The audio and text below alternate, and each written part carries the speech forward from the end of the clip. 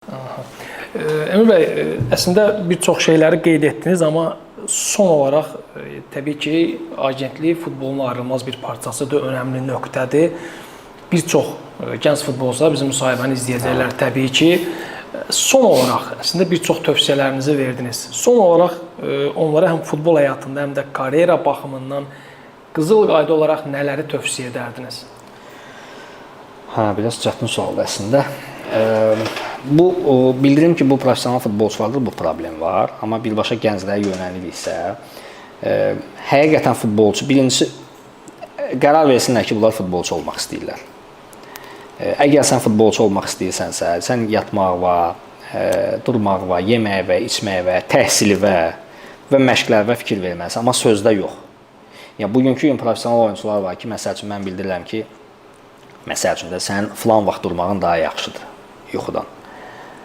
Amma görürəm ki, bu tövsiyədir. Mən gedib heç kimi oyadası deyiləm təbii ki, sənin həyatında sən özün bilərsən. Amma sən hələ də onu davam elətdirirsən. Sən əlavə fiziki məşqlərə getməlisən, amma sən fiziki məşqə getmirsən. Əgər sənin 16 yaşın varsa, 17 yaşın varsa, hətta 15 yaşın varsa da, sən əlavə məşqlər eləmirsənsə, sənin üçün çox çətin olacaq. Qızıl qayda mən hal-hazırda Azərbaycanlı futbolçular üçün, gənc futbolçular onu deyərəm ki, yəni günlük gündə bir dəfə məşq sizi inkişaf elətdirməyəcək.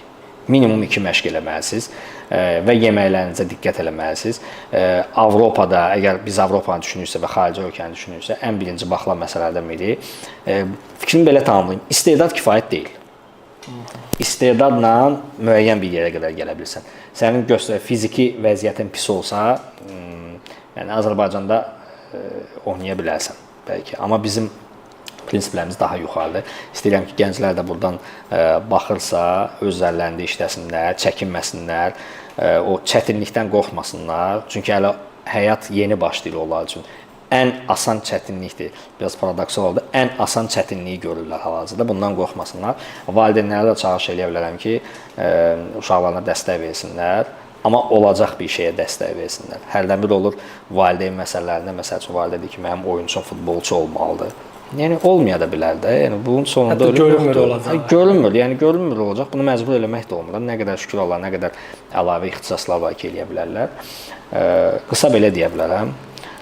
Hamısı özlərinə, öz orqanizmlərinə fikir versinlər və mütləq şəkildə fiziki dərslərə getsinlər. Çünki bizim çatışmayan ən böyük cəhətlərimizdən biri futbolçuların fiziki çatışmamazlıqdır. Biz dözümlü deyilik təəssüf ki.